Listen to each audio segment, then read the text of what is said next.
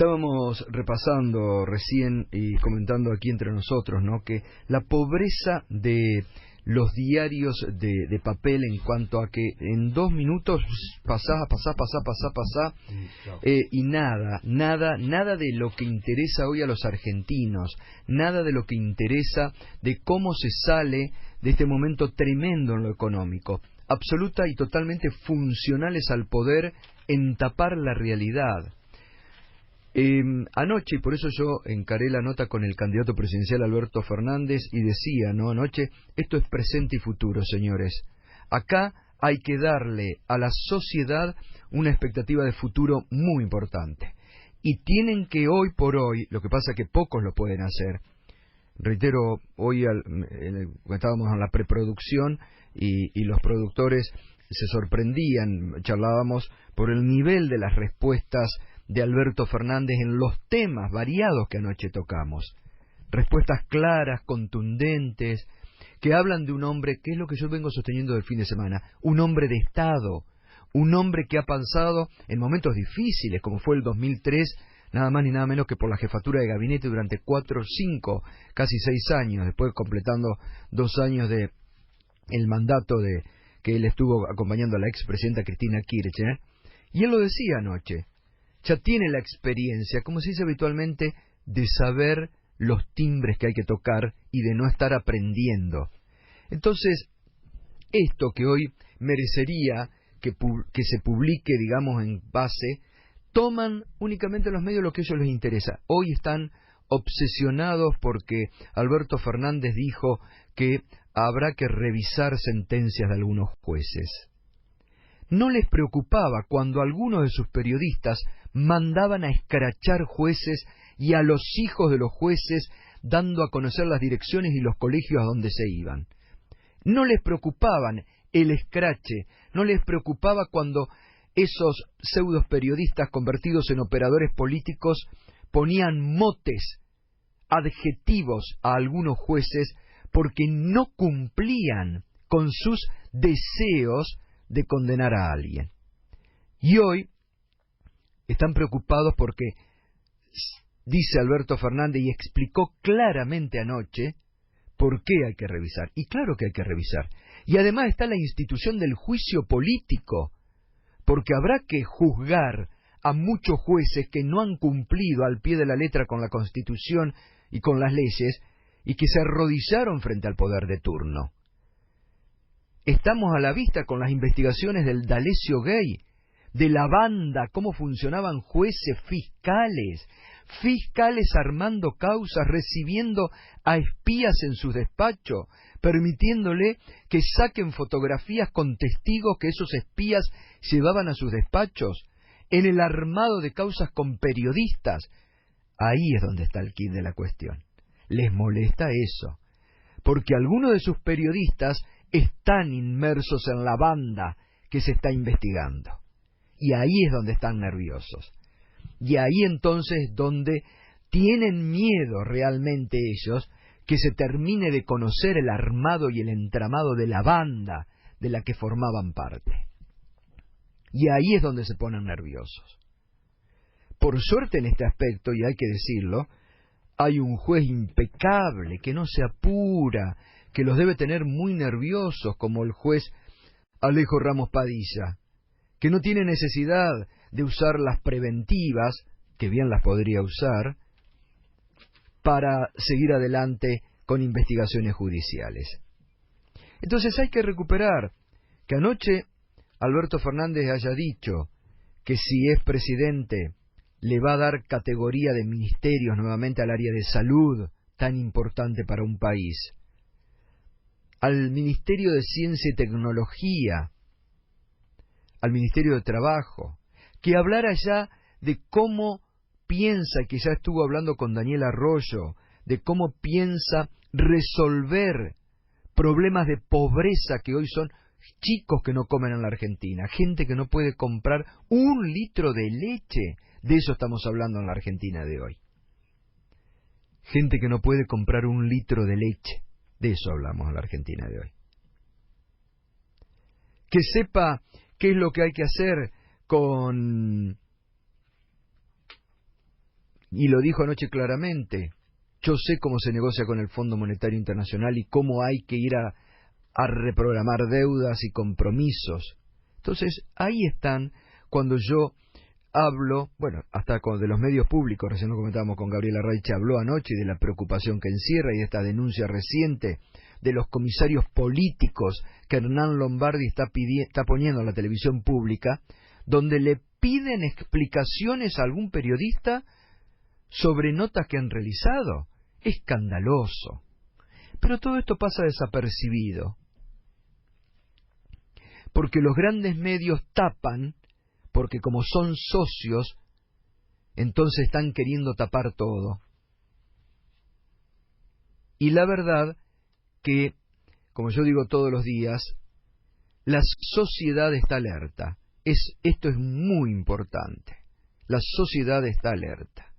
Ayer, por ejemplo, C5N, que volvió a ganar e imponerse en el día de televisión, tuvo no solamente la entrevista con Alberto Fernández, tuvo pico de 7 puntos, que realmente es impresionante, que agradezco todos los días a la gente que nos acompaña y nos mira y cree en nosotros, sino durante toda la tarde tuvo realmente picos altísimos de 4 o 5 puntos, donde se explicaba a la sociedad los porqué de la farsa judicial que se armó ayer. Entonces ahí es donde te das cuenta que por suerte la sociedad está reaccionando y ya no compra el relato mentiroso del gobierno y de los medios que han mentido alevosamente durante estos 3 años y medio con un relato que hoy se les ha caído a pedazos y que está desnudando, como pocas veces se ha visto, al poder político, mediático y judicial de la Argentina. Ayer fue, en minuto 1, además de las repercusiones por el reportaje de Alberto Fernández, trending topic número 1 en las redes sociales. Más de 20.000 menciones el hashtag el celu de Pato. Porque realmente lo de ayer y las repercusiones de la ministra diciendo no, la verdad era de mi nieto, es tomarnos por tonto o realmente burlarse de la sociedad, ¿no? Y una causa que recién decíamos sigue avanzando, que no hay que olvidarse, por eso la tenemos ahora en línea la doctora Natalia Salvo, abogada de Pedro Echeves, ¿no? ¿Qué tal, Natalia? Buen día. Buen día, Gustavo, ¿cómo estás? Bien, bueno, digo, qué punto importante, ¿no? Esta confirmación que Movistar hizo ayer, en el sentido de que el celular agendado por el espía, el ex falso abogado Marcelo Sebastián D'Alessio, era y pertenecía a la ministra de Seguridad y está actualmente en función, ¿no? Es fundamental, sobre todo en base a lo que vos venís comentando recién, Gustavo, ayer también en tu programa, la ausencia de pruebas en los procedimientos judiciales y cómo se ha acostumbrado a la opinión pública, cómo se ha acostumbrado a la gente que pueden armarse procedimientos judiciales sin pruebas. En este caso es una prueba fundamental, sobre todo según los dichos de la misma ministra, que había negado vinculación absoluta con esta persona, con Marcelo D'Alessio, y que tuvo que salir incluso a dar una explicación totalmente escandalosa, diciendo que ese teléfono lo utilizaba su nieto. Lo que se acredita a través de esta prueba informativa que contesta la empresa Movistar es que ese teléfono pertenece o es de titularidad de la ministra Bullrich. Recordemos que estaba en el teléfono de D'Alessio ese contacto y que se hablaba específicamente del tema del narcotráfico en Rosario, una cuestión muy sensible que lo que da cuenta un poco es de este mecanismo, de esta estructura, de esta organización ilícita donde la AFI tercerizaba de alguna forma el espionaje ilegal. Luego los fiscales participaban también levantando denuncias a veces de los mismos medios de comunicación que también participaban, algunos de ellos en este engranaje.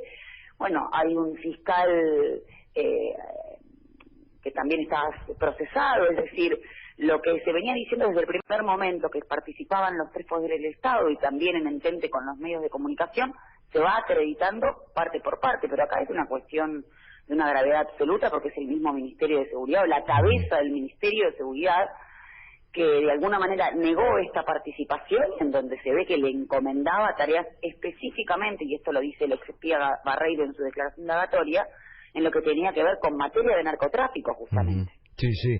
Y además, cómo informaba D'Alessio, porque están los audios, ¿no?, a la ministro, después de haberse entrevistado en la cárcel con algunos integrantes de los Monos, de hacer operaciones, de lo que le decía Pedro Echeve, que Pedro Echeve, cuando lo entrevistamos en Estados Unidos, recordaba de cómo le hablaba todo el tiempo de Patricia Bullrich, de las cosas que le encargaba y le pedía a la ministro, ¿no?, de la asiduidad en el vínculo. De la asiduidad en el vínculo, y bueno, lo hemos dicho también cuando al principio hablamos de la cantidad de audios o material fílmico que había respecto de esta vinculación, no solamente con el Poder Judicial, sino también en este caso con el Ministerio de Seguridad.